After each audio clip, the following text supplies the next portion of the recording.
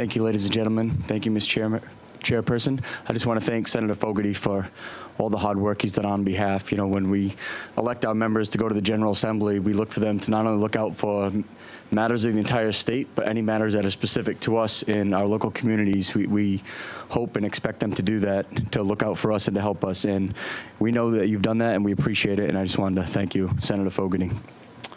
The three bills that are before you tonight, I'll be brief on my comments, as our representatives and our other council members have pretty much covered the gamut of what I would say, with a few additional comments that I have to make. Bill 714, essentially the way our legal counsel has described it, closes a potential tax loophole that could put us in a bind in a couple of years when the Ocean State Power tax agreement tax treaty runs out. So we kindly ask for passage of that bill. As far as Bill 756 goes,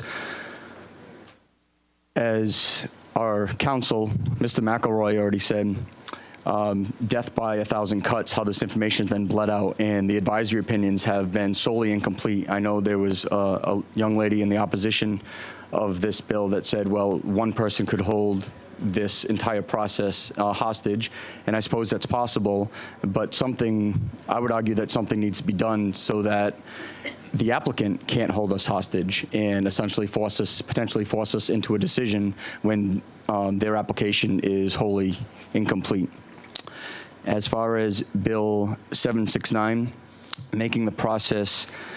essentially making the Energy Facility Citing Act process more thorough, I'm strongly in favor of that, and I'm open to any additional changes that may come from the Judiciary Committee.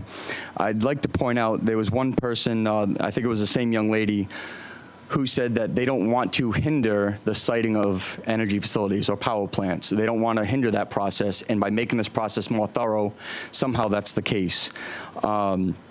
I believe that local communities, as Senator Lombardi mentioned, should have more authority in this process, and I'm going to give you some examples. Over the last 20 years, from what I can tell, there have been 4 power plant applications that have been proposed in Rhode Island. 3 out of those 4 have been approved. Tiverton, Providence, and Johnston were all approved. If you look in the final orders from the EFSB in those hearings, every host community was in favor. The zoning board was in favor. Their council was in favor. Anyone involved in the town was in favor of those projects. So to say that somehow giving host communities some sort of authority over these matters, which quite frankly I think they should, is just inaccurate. The only one that wasn't approved was the Index power plant that was proposed in North Smithfield. That one never actually made it to a final order.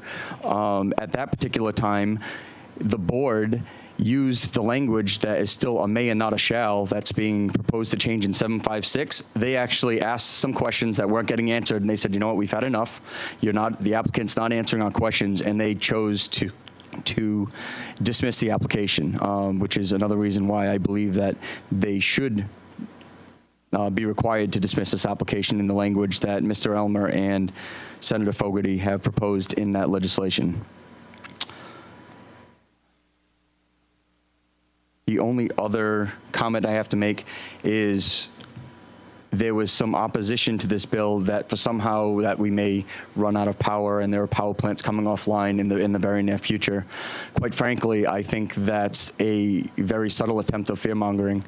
ISO New England, as I'm sure you're probably all aware now, as from our testimonies from last year and this year, ISO New England, which is the entire New England grid, they oversee the entire power grid, and they determine, which power plants they're going to allow to produce power and not produce power into the grid.